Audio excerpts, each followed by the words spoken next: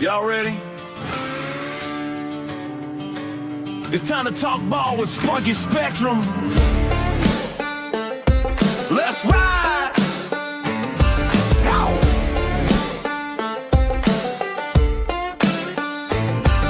Woke up in the morning, coffee in my hand, another season about to start. I'm the fantasy man, scouting sleepers, crunching numbers late at night, building rosters that gon' shine under them lights. From rookie watch to big revenge, I see it all, stacking points while the league's watching me ball. Best ball drafting, no waivers, just pure skill. I'm taking shots, watch the whole league getting killed. Yeah, the grind don't stop, the picks stay high. When the money's on the line, I connect the dots. We're talking fantasy football, best ball drafting deep. Spunky Spectrum spinning, put a league to sleep. 15 grand on DraftKings, cashed it like a king. Now the whole damn country know I run this thing. Yeehaw, raise them up, another W in the books.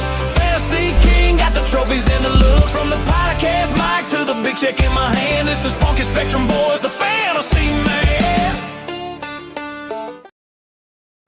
Yo, Big D here, and we're talking franchises that have moved this Sunday evening, driving to the top production, Spunky Spectrum Sports, also on my own personal Facebook page, and the Big D 3300. None of those letters will be capitalized. Also, driving to the top on Twitch, and oh boy, yeah. So, tried to figure out a show for this one, because we've got the World Cup coming up, and there will be plenty of World Cup content coming. But I'm like, the Bears could be moving to Hammond, Indiana. So I'm like, franchises that have moved. And plenty of franchises have moved. Have moved in the four major sports: baseball, NBA, NFL, and NHL. And I'm going to talk about Major League Baseball first. We all remember the Braves, right? Well, how about this? The Braves have won world championships in Boston, Milwaukee, and Atlanta. Of course, the Boston Braves won the 1914 World Series. Then they ended up in Milwaukee, won the 57 World Series, and then moved to Atlanta in the late 60s, and then won the 1995 and 2021 World Series.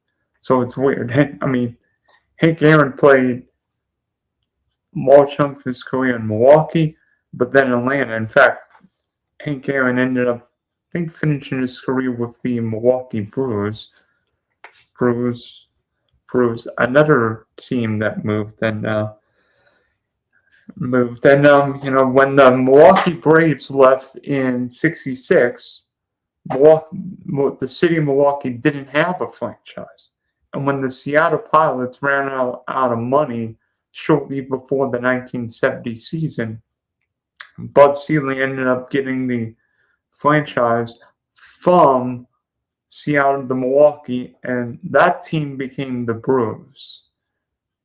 And they ended up playing at County Stadium. So, and then of course Miller Park, and now the Brewers have been in Milwaukee for 50-something years. So it's funny how one team moves. And now the St. Louis Browns. Remember, I think it was the 44 World Series was played. 44 World Series was played entirely at Sportsman's Park.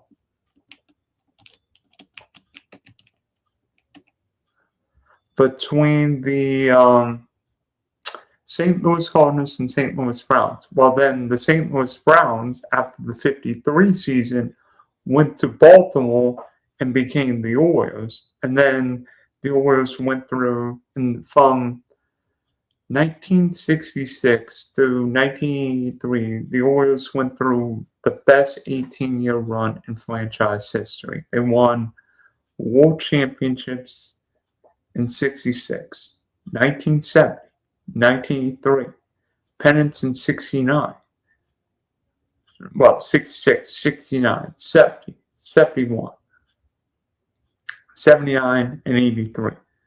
And frankly, the Orioles were just a model of consistency. I mean, mostly on the whole, but always great pitching, always great defense, and always great fundamental play.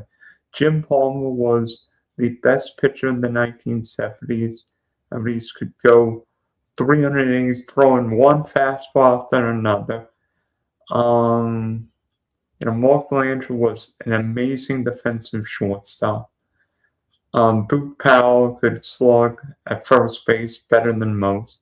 Frank Robinson, I remember his first year when he hit for the Triple Crown and led the O's to a World Series over the Dodgers. 4-game sweep over the Dodgers in '66.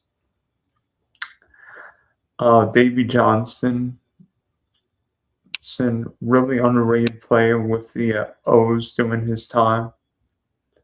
Brooks Robinson, if there were a human vacuum cleaner at third base, Brooks Robinson would be that guy, because nobody played third base like Brooks Robinson did. I think he won 16 Gold Gloves. 16 Gold Gloves. And I bet you Sparky Anderson in heaven says this to Brooks Robinson today. That's the best defensive series I've ever seen a third baseman play. I mean, he made a play going so far to his right and then throwing out the hitter. It's a remarkable play. And then, of course, he hit a few home runs. And last play of the World Series, I remember Kirk Gowdy said, "Probably it's Robinson." Yeah, that was Brooks Robinson at his heyday in 1970, with the O's winning their second World Championship. Another one, the Athletics. Boy, this has been an interesting one. How about Connie Mack and the Philadelphia A's for the first half of the 19th century? Then the A's went to Kansas City, and then went from Kansas City to the Bay Area, became the Oakland A's, and we remember what happened there. They're winning 3 straight World Championships, 72, 73, 74. Of course, winning the Earthquake World Series in 1989, doing the middle of 3 straight pennant runs under Tony La Russa. And now, the A's are in Sacramento in the middle of their 3-year stint there before moving to Vegas in 2028. So, it's going to be interesting to see what happens with the A's when they go to Vegas, because, obviously indoor games, but will Vegas support the A's just like they do the Raiders? Now, we know Vegas is a transient area, and we know that when the Raiders play a home game, they'll often have a lot of fans from the other team, like when the Steelers go there, the Broncos go there, the Packers, the Chiefs, the Cowboys. There were thousands of fans for the other team. I mean, when the Bears went to Vegas, thousands of fans from Chicago, Denver, Green Bay would say, "Hey, let's go to Vegas anyway and make this a fun weekend. We can go watch our team play." So it's funny how fans will look at a situation and think, "Hey, you know what? Let's go to Vegas for a weekend and watch our team play." Will the A's garner the same attention like the Raiders, like the Vegas Golden Knights, winning a Stanley Cup final, playing another Stanley Cup final in 2018, and now up 2-1 in this year's Stanley Cup final over the Carolina Hurricanes. And by the way, I've got something about the Hurricanes too. Probably baseball's biggest move was after the '57 season, when the Giants and Dodgers moved from Brooklyn and New York respectively to the West Coast, because no baseball team was west of Kansas City then. There were no Seattle Mariners or Colorado Rockies or Arizona Diamondbacks. And frankly, the country needed it. Sports needed it. because, baseball was growing. It wasn't just played in Boston, New York, Chicago, or St. Louis. Baseball needed something on the West Coast. I mean, could you imagine today? No LA Dodgers or San Francisco Giants or San Diego Padres. The country needed it. California was booming. Boom. And yeah, logistics of flying 3,000 miles from New York to LA, but with commercial aviation, plus the fact that one team couldn't go to California because why would a team be at a huge disadvantage flying two time zones on every road trip, if not 3 time zones? At least this way, a team could play in San Francisco and Los Angeles. And by the way, when the Giants moved, I think they played in like Seal Stadium, which was a minor league facility. You imagine Willie Mays playing in a minor league facility, or Willie McCovey, or Orlando Cepeda. That's saying something. Or Willie Mays playing in a minor league facility. And when the Dodgers moved to LA, Dodger Stadium wasn't built. So the Dodgers ended up playing the home games at the LA Coliseum, where the left field was 251 feet. Oh, gosh. Thank you, Julian. Hi, Noah.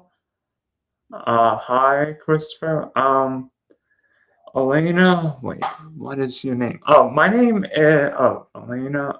My name is Dylan, Dylan, the greatest name in the history of mankind. Thank you for asking. And you imagine a pitcher giving up a 255-foot home run. I mean, imagine a home run at Fenway or Yankee Stadium with the short porches. A home run that small doesn't even feel like a home run. That happened. And right center field was about 455 feet at the Coliseum. But they did get 93,000 fans for the 59 World Series. But I think Dodger Stadium's a little better for baseball. I don't know about you. I think Dodger Stadium a little better for baseball. But the rivalry between the Giants and Dodgers was ferocious in New York. Two teams, frankly, New York and Brooklyn, two cities that didn't like each other, two fan bases that despise one another. And today, you think of New York and of Los Angeles and San Francisco, the rivalries, I don't know if it will ever be what it was in New York, but still spicy. Remember that great 2021 pennant chase where both teams won over 100 games, but the Dodgers ended up winning Game 5 of that crazy NLDS. That's which ended on a check swing. Bad way to end the series. But hopefully the Giants can make that rivalry less one-sided than it is today. The Washington Senators, not once, but twice. Until 1961, baseball had never expanded for 60 years, from 1901 to 1960. But 1961 was MLB's first expansion, when the Senators and California Angels came. The Senators ended up moving. The original Senators franchise ended up moving from Washington to Minnesota, became the Minnesota Twins. A new Senators franchise came. So the Senators moved, but then came into existence. And then after the 71 season, the second Washington Senator franchise moved and became the Texas Rangers. So I believe that team was managed by Ted Williams. Yes. Of that, Pilots became Brewers 1970. By the way, for a while, I think it was either 91 or 92. It looked like the San Francisco Giants were going to end up in St. Petersburg. And a new ownership came, and then the Giants got Barry Bonds, and Darnell ended up winning the NL West, being the Braves that year. San Francisco won 103 games for nothing in 93. And then the Montreal Expos became the Washington Nationals. Now, really, Olympic Stadium Montreal was not really a great baseball facility. A lot like Turner Field was for the 96 Olympics. Olympic Stadium was built for the 76 Summer Olympics. Not really the best baseball venue. And so the Expos became the Nationals. Now playing in Nationals Park, of course. So I think when the Nationals saw, they ended up starting at RFK Stadium, and now, of course, playing Nationals Park. So funny how things change. Senators leave, come back, leave. Now the Expos become the Senators. So what else is going to happen? I mean, let's see, it could be teams. I mean, will there be any expansion teams coming? But we're years away from that happening. NBA, well, obviously, first one. How about this? The Minneapolis Lakers become the Los Angeles Lakers. Well, obviously, the Lakers saw what the Dodgers did. I'm like, you know what? We're going to leave for LA too. And I think the Lakers ended up winning 15 or 16 titles. 15 or 16 of their titles in Los Angeles. So I think it worked out. The Buffalo Braves, not baseball, basketball, became the San Diego Clippers, and then the Clippers moved from San Diego to Los Angeles, which is how there are 2 NBA franchises in Los Angeles, but now they play a different arena. So crazy how things change. The Vancouver Grizzlies became the Memphis Grizzlies. I think we would all concur that Vancouver is one of the most beautiful cities in the world. Such a brilliant city to visit, vacation, have a lot of fun there. But for NBA teams, Vancouver was a nightmare. Because flying through customs, and you imagine flying from Vancouver to Miami. That'd be 6.5, 7 hours and customs. So the Vancouver Grizzlies became the Memphis Grizzlies. So now easier travel for like Atlanta to Memphis or whatever. Boy, how about this one? The Charlotte Hornets become the New Orleans Hornets, then become the Pelicans, and the Charlotte Bobcats become the Charlotte Hornets again. So the first Charlotte Hornets team left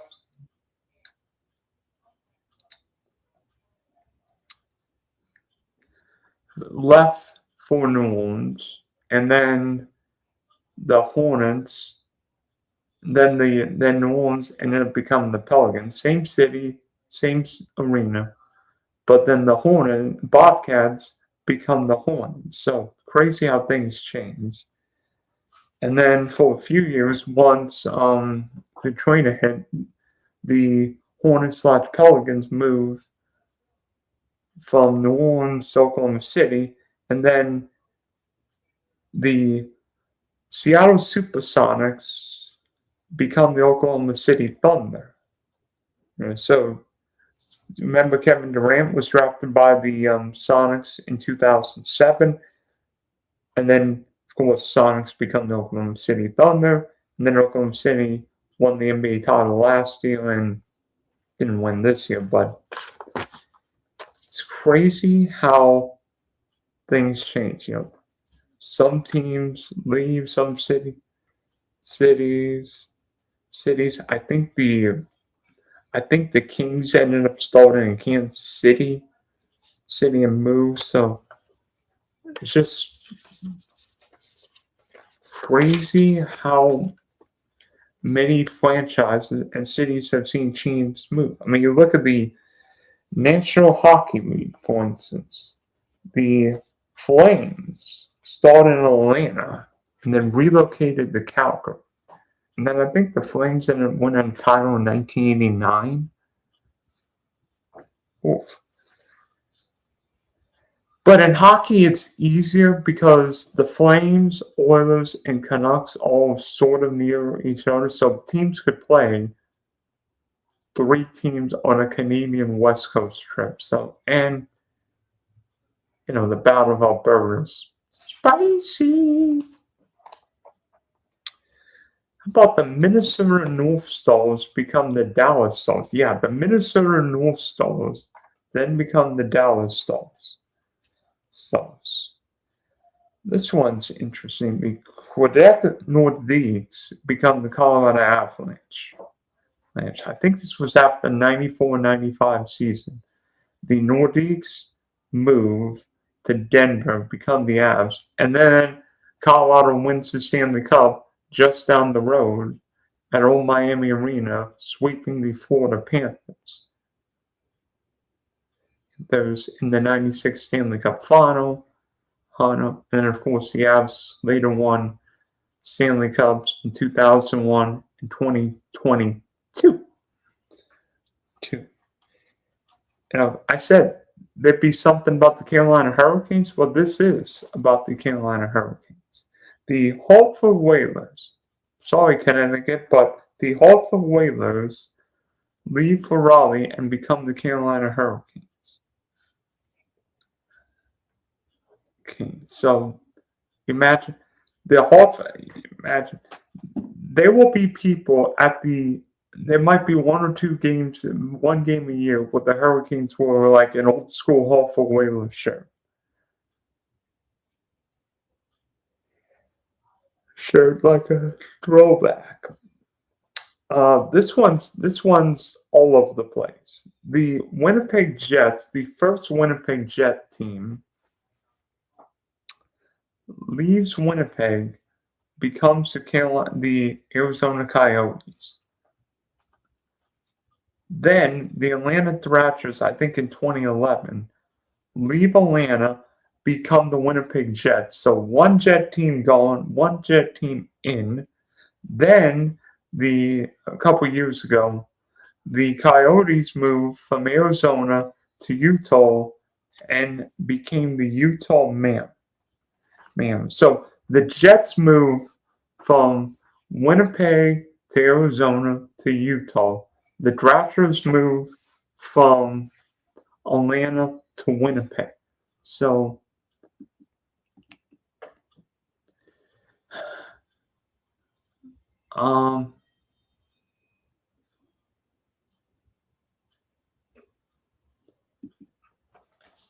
just crazy how things change. You imagine teams have franchise, now they don't, now they do, now they don't. Now it's like, what's going to happen next? And by the way, Vegas winning a crazy game at home last night, 5-4 double overtime. Mitchell Marner getting 3 goals. Then the Hurricanes overcoming a 4-0 deficit, tying the game, and then Shea Theodore wins in a double overtime. crazy, crazy, crazy series. We'll see what happens. Game 4 of that series is Tuesday night in at T-Mobile Arena in Las Vegas. I think ESPN's got the call. And now the NFL. Whew. How about the Rams? I've got a question for everybody. Where did the Rams franchise originally begin?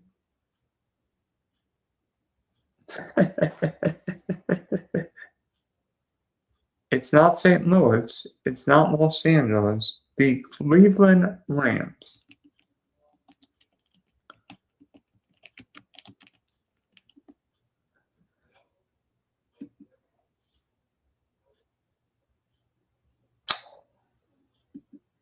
And this is, I guess you would say, a reason why the Rams are in Los Angeles and not Cleveland. Because in the 1945 NFL Championship game, the weather for that game was atrocious. Below zero wind chill. There were, I mean, I don't know how true it is, but there have been reports of fans wearing like wool. I mean, everyone looked like they were dressed for the Iditarod. I mean, fans brought in hot coffee. Some fans were by hay bale. That was a frigid game. I mean, Hall of Famer Bob Waterfield was the Rams starter that day. I think the Rams ended up winning 15-14. And then after that, the Rams moved to LA. And then 95, the Rams moved to St. Louis, become the greatest show on turf. And then about a decade ago, a little less, the Rams moved back to LA and now play, of course, at SoFi. They've won a Super Bowl. And you know what? Might end up having another chance for a Super Bowl this year. But you imagine the Cleveland Rams.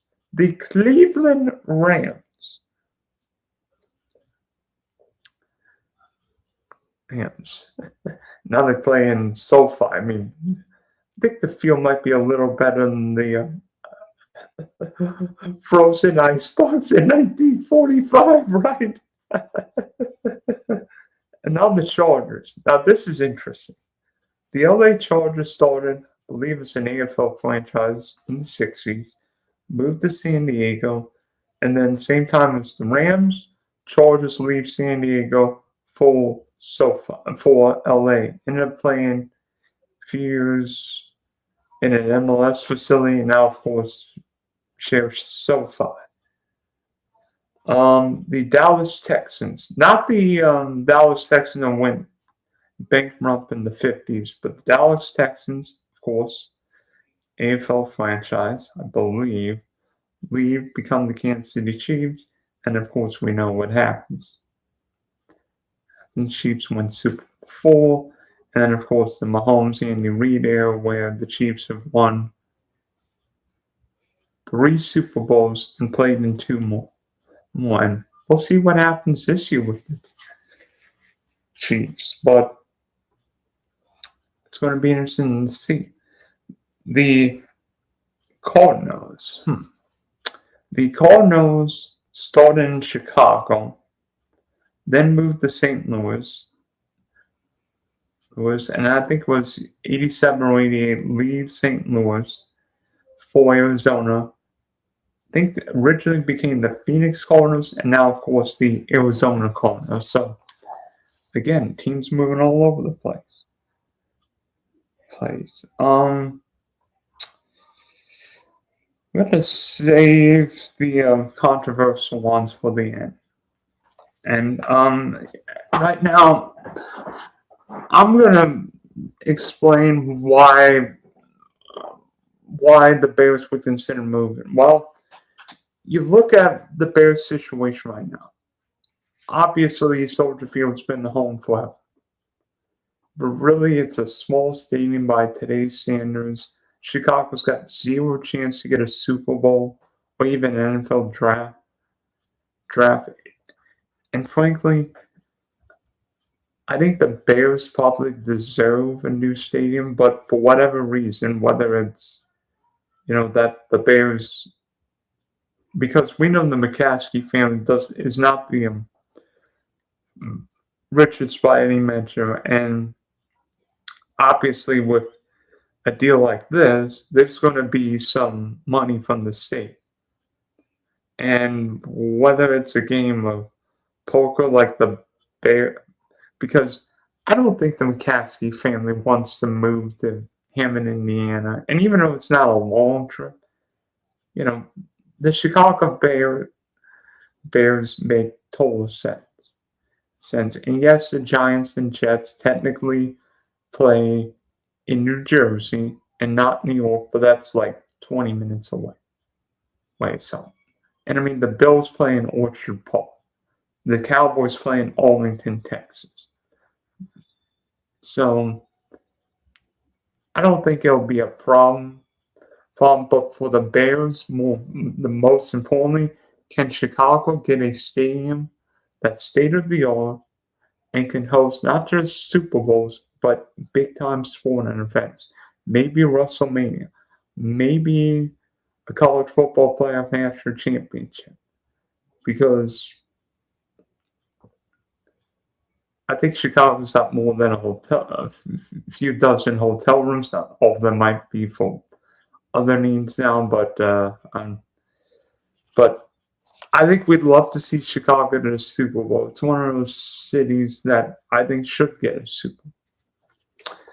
Now the fun ones: the Cleveland Browns and the Colts. Well, Cleveland and sports franchises. Well, Cleveland seemingly always goes, right? And I think we're still in the 95 season. Alt Modell basically said, you know what, we're moving. We're moving to Baltimore for whatever. And so the Browns left and became the Baltimore Ravens. And the Baltimore Ravens' first draft pick, John Lockton. But you imagine Cleveland, 50 years of watching Browns football, 50 years of going to Browns game, and now nothing, no team. And yes, everybody knows why Alt Modell left. But it was money. He was broke. I mean, Cleveland Municipal Stadium was a dump. And when the Cleveland Indians left for Jacobs Field, Cleveland Municipal Stadium lost so much extra money that really Alt Modell, unless the city of Cleveland or the state was going to give money for the football team, Alt Modell didn't have a choice. Much like the Dodgers are just moving from New York from Brooklyn to Los Angeles. Guess what's going to happen? Money trumps everything. And the Ravens and the city of Baltimore was willing to give money for a new stadium. And for whatever reason, the city of Cleveland focused on a new baseball stadium for the Indians, a new basketball arena for the Cavaliers, and the Rock and Roll Hall of Fame. And guess what the Browns got? A dilapidating, collapsing piece of you-know-what.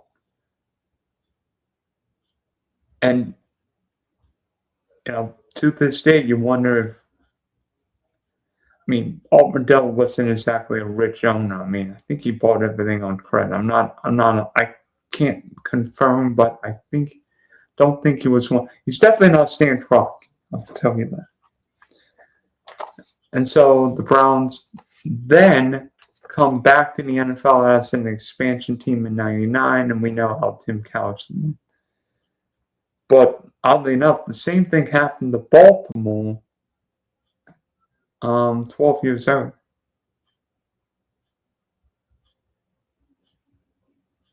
The Baltimore Colts, I can't believe I'm saying this. The Baltimore Colts, one of the most storied franchises in NFL history leaves Baltimore for the city of Indianapolis. They left in the middle of the night, before the 83 draft.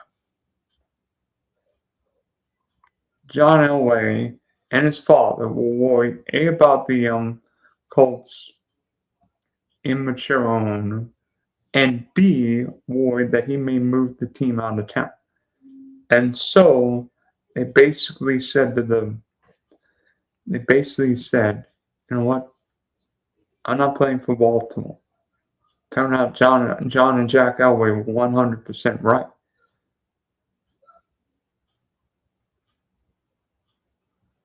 Because after the 83 season, I think it was before the 84 draft, the Colts pack up. Remember seeing pack up, anybody in Baltimore could see the old Mayflower trucks leaving the Colts headquarters in Baltimore and heading to Indianapolis. And frankly,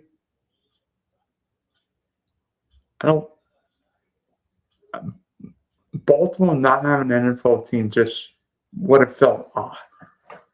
Especially going to Indianapolis. I understand why. But thankfully the Ravens are back, and the Ravens have been excellent, won some Super Bowls, but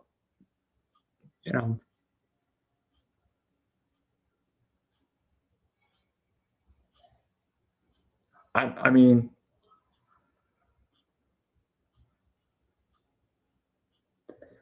I don't know. The city of Baltimore not having an NFL team felt me. Just like Cleveland, but thankfully, hopefully my Jags don't leave for London, because by the time this stream's done, they could end up in London for all we know. I don't think that's going to happen, but just wanted to spend half hour, 40 minutes talking about franchises that have moved, and hopefully we don't see any other teams move, because I like having the Jacksonville Jaguars. I like having the Denver Broncos, all these teams. But we know things are going to change. We know franchises are going to come and go. But hopefully, as we approach 9:41 here in Salem, hopefully every franchise is happy, and maybe we all can win. So thanks for tuning in to tonight's episode of Dylan's History of Sports, franchises that have moved. This is the Big D signing off for now.